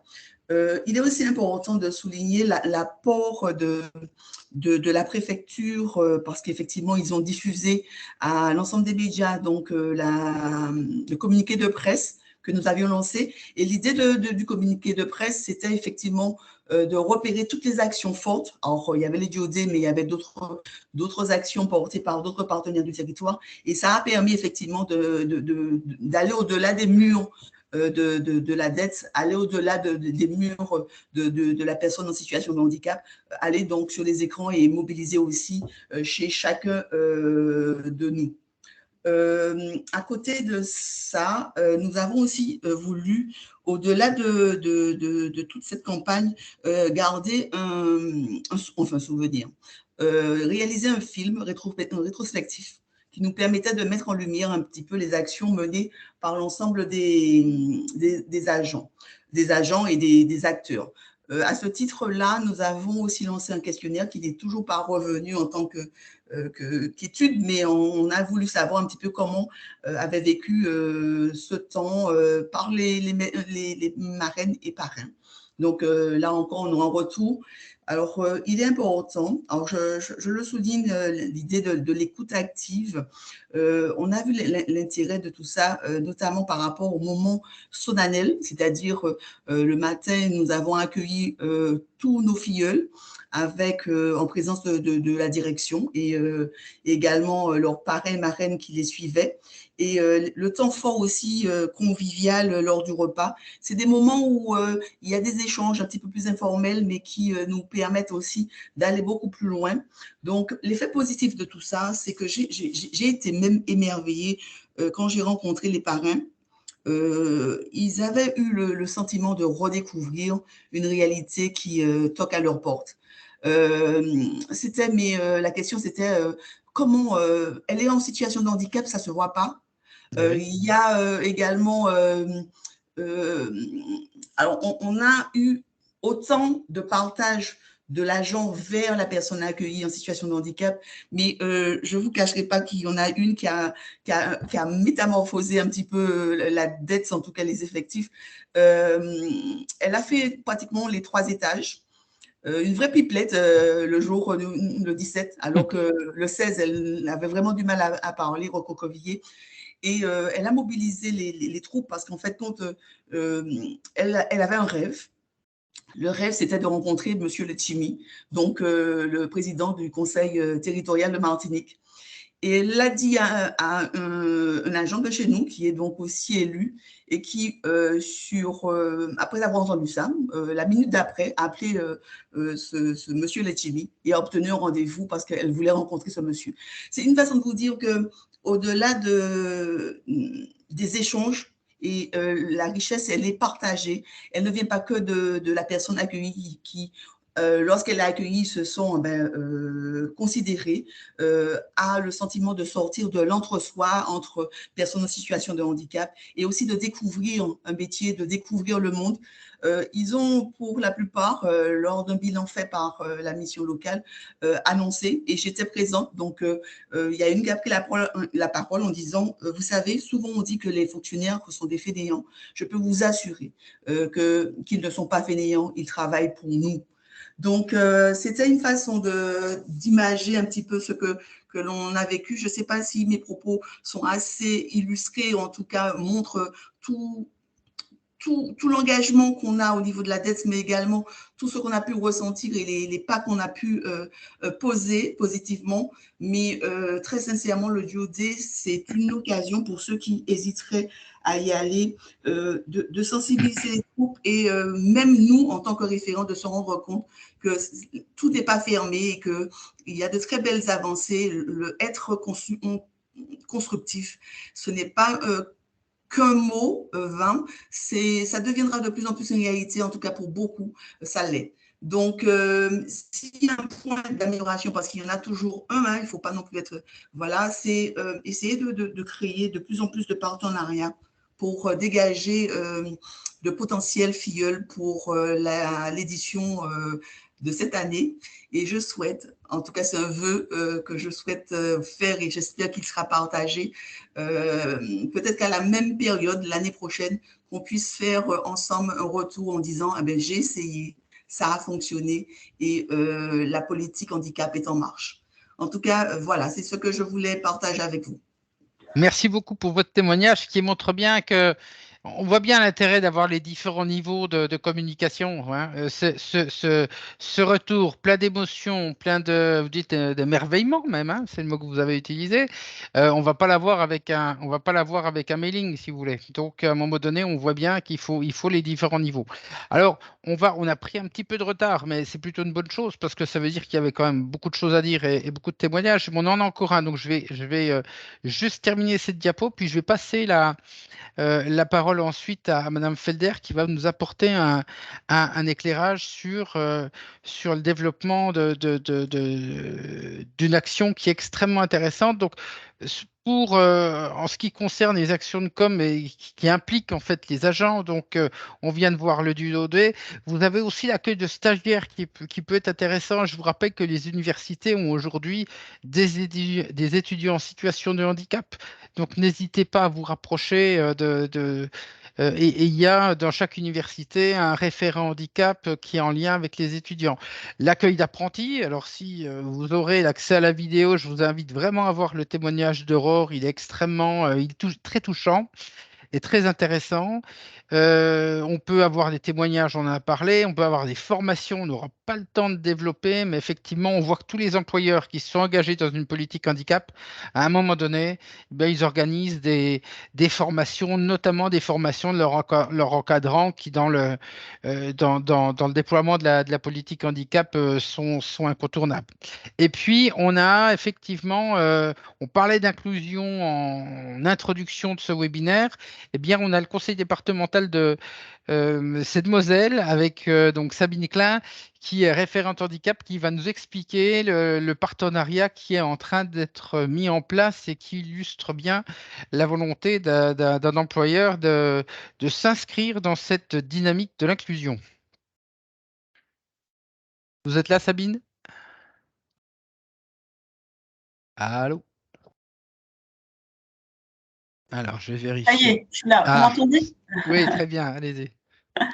Donc, bonjour, rebonjour. En fait, je vais faire une petite présentation quand même du département de la Moselle avant de parler du dispositif qu'on va mettre en place. Donc, le département a donc un effectif de 3100 agents. On a 255 agents reconnus travailleurs handicapés et on a un taux d'emploi direct de 8,21% précisément qui a été déclaré donc à la dernière déclaration 2022. Le département de la Moselle a commencé sa première convention en 2015, donc on en est à notre 3e convention actuellement, on est en train de préparer notre 4e convention. Donc c'est vrai qu'on a mis en place depuis 2015 tout un ensemble de stratégies, notamment aussi de communication et de sensibilisation auprès des encadrants et des agents. Et depuis tout ce temps, c'est vrai que le regard sur le handicap a changé et les mentalités ont évolué depuis notre première convention. Donc, de ce fait, on a souhaité aller plus loin dans la mise en place d'une convention de partenariat avec un ESAT pour un dispositif expérimental d'insertion professionnelle en milieu ordinaire qui va permettre à des travailleurs issus du milieu protégé de découvrir un métier dans la fonction publique, en tous les cas. Donc, ce sera pour eux un premier pas pour se préparer et accéder à un emploi dans le milieu ordinaire du travail. En quelque sorte, ça répond déjà à notre action innovante de notre convention actuelle, mais aussi au plan global de transformation des ESAT qui a été proposé par l'État, qui va leur permettre de simplifier les parcours professionnels de ces travailleurs. Alors, cette expérimentation, elle est au tout début. On est seulement en train de construire la convention avec les ESAT en question. Elle va s'appuyer sur un accompagnement sur le terrain par les professionnels de l'ESAT. Ça permettra aussi la création de processus et d'outils dédiés pour la collectivité et on aura par la suite donc un bilan des actions menées et ça permettra une diffusion en interne des enseignements qui seront tirés de l'expérience. Alors pour le coup, on a identifié 4 projets professionnels, donc 2 qui se feront en cuisine dans des collèges, puisque les départements ont cette compétence, et 2 qui seront en médiathèque ou bibliothèque sur des secteurs quand même bien définis, parce que ces travailleurs-là ont des fois des difficultés à se déplacer, puisqu'ils sont en général véhiculés par un transport en interne qui est organisé par les ESAT. Donc, on va essayer de se localiser sur les ESAT avec qui on va faire le partenariat pour pouvoir permettre à ces travailleurs de découvrir le monde professionnel. Donc, quand vous dites 4 projets professionnels, en fait, c'est 4 travailleurs en ESAT qui ont des projets professionnels qui pourraient, en tout cas, qui se questionnent pour éventuellement rejoindre le milieu ordinaire. Et l'objet de ce partenariat, c'est de prévoir l'accueil de ces 4 travailleurs. C'est bien ça? Voilà, c'est ça. Donc, il y aura derrière effectivement des référents ESAT, un tuteur dans la collectivité. Il va y avoir des réunions de préparation en amont pour justement avoir des échanges. Enfin, on essaie de construire une convention qui va aborder le projet. Et l'objectif aussi, c'est effectivement qu'après, ça puisse aboutir sur un emploi. Alors, pas forcément chez nous, mais du coup, l'expérience qu'ils auront pu avoir dans la collectivité va leur faire permettre de découvrir un autre monde du travail. Oui, puis pour certains, peut-être que la réponse sera que ce n'est pas possible, actuellement en tout cas. Mais Oui, au moins ça leur permettra d'être au clair sur leur capacité à rejoindre le milieu ordinaire ou pas. Et en tout cas, je trouve ça extrêmement intéressant. C'est simple, c'est vraiment pragmatique. Voilà. C'est pragmatique. En plus, dans ce que j'entends, c'est que à travers les échanges que vous allez avoir avec les AD, ça va aussi vous permettre de renforcer vos compétences dans la compensation du handicap, parce qu'on est sur des situations qui sont un petit peu avec du handicap un peu plus lourd que les personnels que vous avez d'habitude. Donc, c'est intéressant. Ok. Mais écoutez, merci beaucoup pour ce témoignage. Je sais que vous aviez, allez, je vais abuser du temps de tous, mais 2 minutes, parce qu'on ne peut pas faire autrement. À plusieurs reprises, on vous a parlé du dispositif emploi accompagné comme étant un dispositif qui pouvait permettre de maintenir des agents en situation de handicap. Et je sais, Sabine, que vous avez un exemple que vous nous allez nous présenter rapidement, mais parce qu'en fait, il illustre bien cette idée. Ah oui, alors complètement. Donc, c'est la première année où on a mis en place ce dispositif. Donc là, il s'inscrit plus dans une démarche de maintien dans l'emploi, puisque l'agent en question est dans notre collectivité depuis maintenant plusieurs années, plus de 15 ans. C'est un agent qui occupe un poste d'accueil aux archives départementales. Donc, on a fait appel à Pyramide Est, donc, qui travaille avec Cap Emploi, pour établir une convention concernant ce dispositif, parce qu'ils sont un peu victimes de leur succès. La liste d'attente est longue pour cet accompagnement. Donc, on est passé par un financement FIP pour après mettre en place une convention de partenariat. Alors là, pour le coup, c'est pour une durée d'1 an. Et on a ciblé plusieurs actions à mener pour cet accompagnement. Donc, c'était d'une part une évaluation des capacités professionnelles de l'agent, une sensibilisation à l'équipe de travail proche, la formation de tuteurs. Alors, pour l'occasion, là, c'était ces responsables qui ont été désignés comme tuteurs, donc ils participent réellement à tout ce qui peut être mis en place autour du dispositif et d'accompagnement. Et il y a l'accompagnement sur le lieu de travail qui est le plus lourd. En fait, tout ça, ça représente un certain nombre d'heures qu'on a mesuré dans la convention qu'on a faite avec Pyramide Est. Donc, avant tout ça, c'est vrai qu'il y a beaucoup de réunions en amont qui sont avec le médecin du travail, les supérieurs, l'agent, toutes les personnes accompagnantes. On peut dire qu'au démarrage, c'est assez intensif. C'est quand même, pour l'accompagnant, c'est 2 heures de présence à raison de 2 fois par semaine. Donc ça, c'était les premiers temps où il y a eu un fort accompagnement avec l'agent. Et progressivement, maintenant, on est passé à 2 heures, 2 heures une fois par semaine. Et tout ça, ça consiste à analyser l'environnement de travail. Alors, ça a été la mise en place de matériel si besoin, c'était le cas précisément là, une réorganisation de l'espace de travail, mais ça a été aussi la mise en place d'outils, de procédures qui facilitent le travail de l'agent.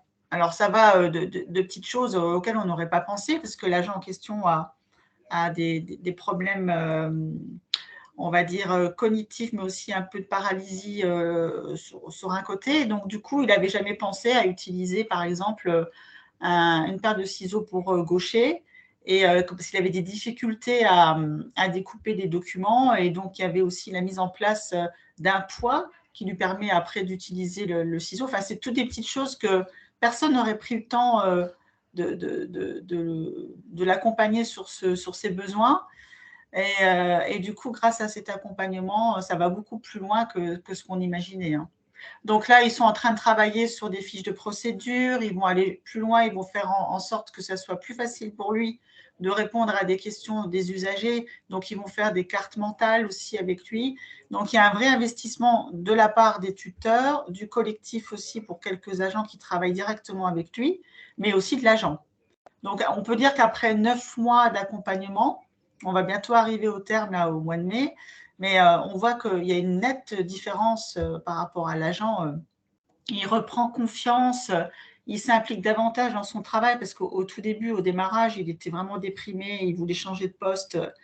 Ben, ça n'allait vraiment plus sur son poste de travail parce qu'il se sentait assez seul. Et là, maintenant, il s'approprie plus aisément ses tâches parce que les difficultés ont été identifiées et puis des solutions lui sont proposées. Donc, ça va vraiment bien pour lui. Alors, comme vous le disiez, M. Guénaud, c'est aussi un accompagnement qui s'inscrit dans le cadre professionnel, mais aussi dans la vie privée de l'agent. Donc, on sent qu'il y a vraiment maintenant une appropriation qui se fait de l'agent et il va beaucoup mieux. Et c'est sûr que c'est vraiment c'est merveilleux ce dispositif. Heureusement que ça existe. Je crois que c'est assez récent. Ça fait 2-3 ans que c'est mis en place.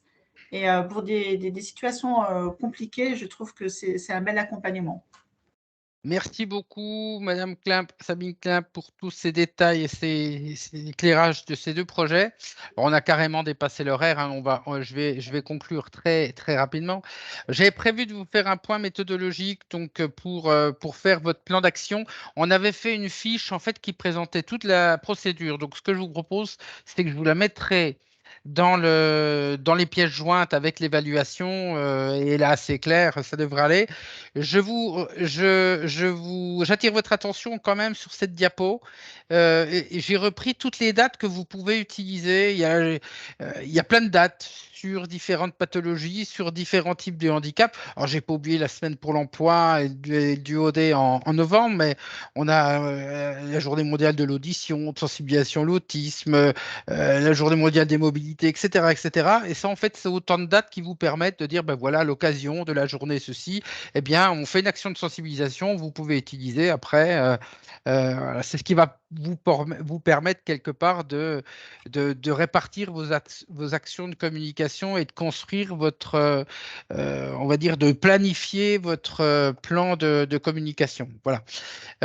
Et puis, donc, je vais vous redonner, vous aurez le support effectivement, et je vais vous renvoyer la fiche présentant synthétiquement comment construire son plan de communication en matière de handicap. Nadine, je vous cède la parole pour la conclusion. Merci à tous pour votre patience. Alors, je vais être très bref puisque nous avons un peu dépassé le temps, mais en tous les cas, vous remerciez vraiment de votre participation. Tous les témoignages très enrichissants. Vraiment, merci à toutes les personnes qui ont apporté leur témoignage. Je n'ai pas retenu tous les noms, vous m'en excuserez. Et j'ai retenu dans tout ce qui a été dit, alors des mots forts et qui résument notre webinaire: informer, participer, s'impliquer, s'adapter, sensibiliser, former, être visible, expérimenter, construire.